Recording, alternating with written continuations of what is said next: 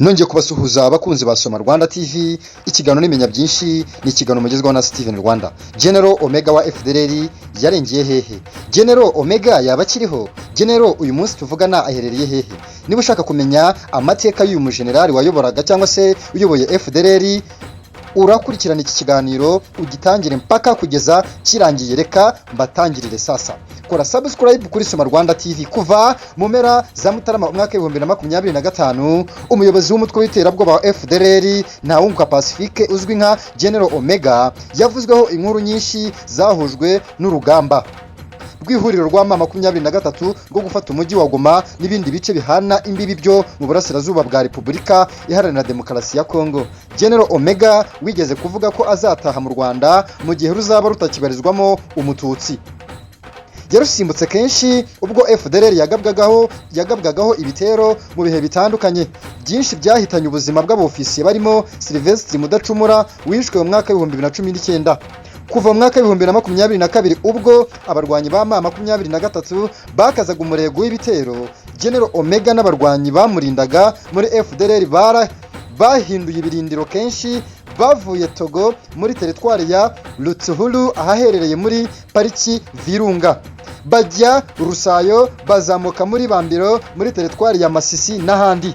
Muri Nzeri umwaka 2024 igisirikare cya RDC cyagabye ibitero bya Nyirarureshywa muri Rusayo na Shovu byitwaga ko byari bigambiriye abarwanyi bakuru ba FDLR barimo General Omega.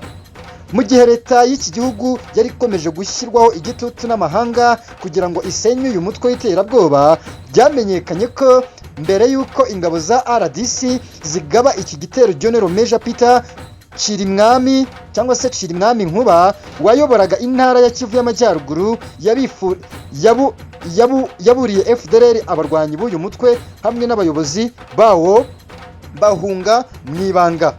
Reka mbasomere neza abakunzi ba Soma Rwanda TV kugira ngo hano twumve neza inkuru tutaza kubusanya.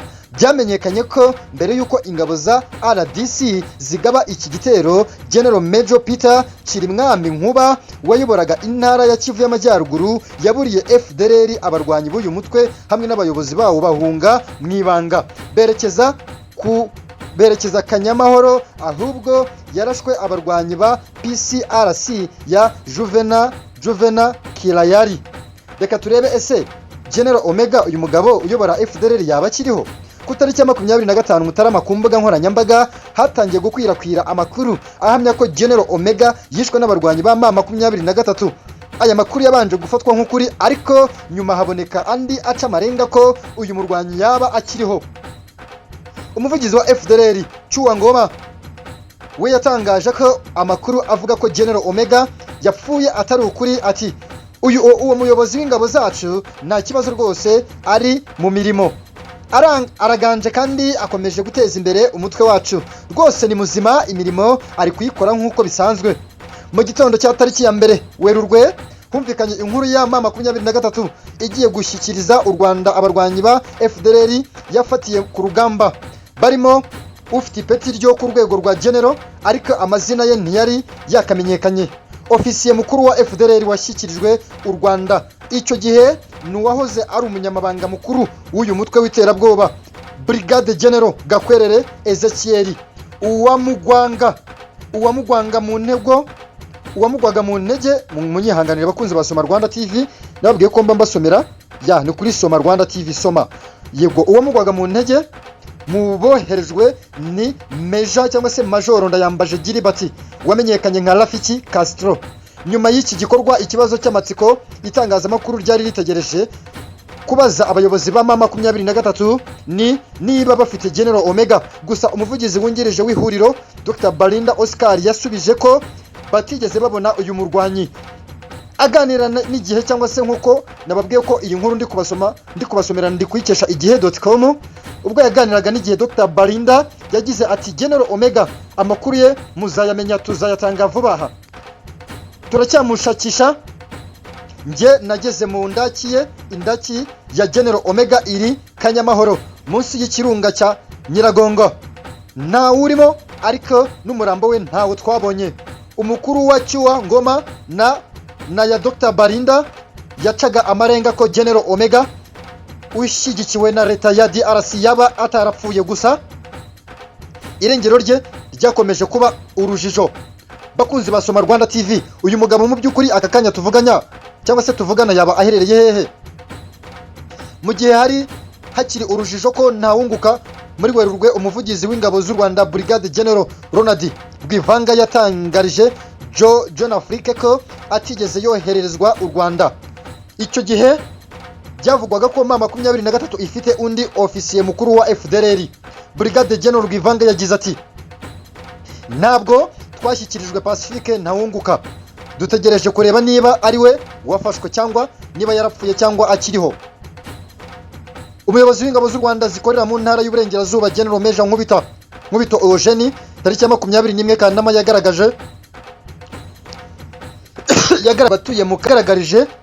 abatuye mu karere ka Rubavu ko General Omega akwiye gutaha mu gihugu cyamubyaye aho kwihisha mu mashyamba yo muri DRC.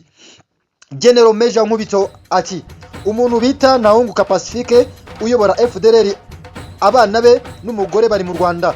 Ntimubizi se?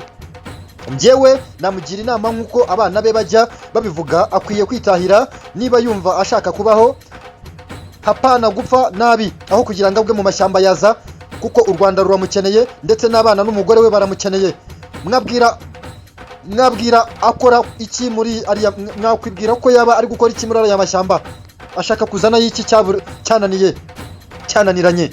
Impuguke z'umuryango w'abibumbye muri raporo zashyize hanze tariki ya 3 Nyakanga mwaka 2025 zagaragaje ko bitewe n'ibitero bya M23 General Omega n'abandi bofisiye bakuru ba FDLR bavuye mu birindiro babagamo mu nkengero z'ikirunga cya Nyiragongo n'imbere muri pariki ya Virunga. Muri iki gihe abarwanyi ba FDLR babarizwa mu bice byo muri Rutsuhuru birimo Binza muri teritwari ya Warikare, muri Uvira mu ntara ya Kivu y'Amajyepfo n'Ubujumbura. Impuguke za Loni nizagaragaje aho General Omega aherereye.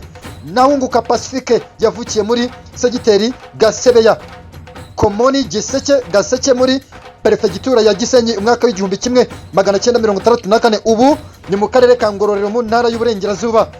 Yize amashuri abanza muri Komoni Gaseke, akomereza muri Rwankeri muri Nyabihu. Yubu yiga ayisumbuye muri College Christ Roy i Nyanza, akomereza ku ishuri rikuru rya gisirikare SM i Kigali.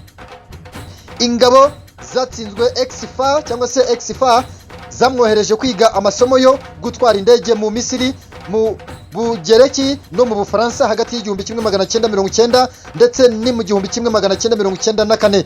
Yari afite ipeti rya lieutenant. Jenoside yakorewe Abatutsi mu mwaka w'igihumbi 1994 itangira muri Mata. Ntawunguka yayoboraga batayo ya 94 yakoreraga mu ntara, ahungira i Kigali ubwo ingabo zatsindwaga na RPA cyangwa se Inkotanyi, aho yakomerekeye ukuguru. Mu mwaka w'igihumbi 1994 Ntawunguka n'abandi benshi barimo XFA n'intera hamwe bahungiye muri RDC barema umutwe wa FDLR mu mwaka w'ibihumbi 2000. Kuva mu mwaka w'ibihumbi 2019 ubwo Mudacumura yitwaga n'umwe mu bayobozi w'abarwanyi ba FDLR cyangwa se FOCA. Uyu mugabo ntabwo mu by'ukuri byari bimworoheye. Gira ngo bakunzi basoma Rwanda TV, ikiganiro nimenya byinshi ni ikiganiro mwagezwagaho na Steven Rwanda. Nari ndimo mabwira aho uyu muyobozi w'umutwe wa FDLR aherereye. Gira ngo niba ukunda ibiganiro byanjye kora subscribe. Ikiganiro nimenya byinshi rwose ndagukunda cyane, uri umuntu w'ingenzi. Niba ubasha kunkurikirana amatwi yawe uyahesha agaciro, uri umuntu w'umugabo uzagera kuri byinshi. Ndagukunda cyane. Shanti.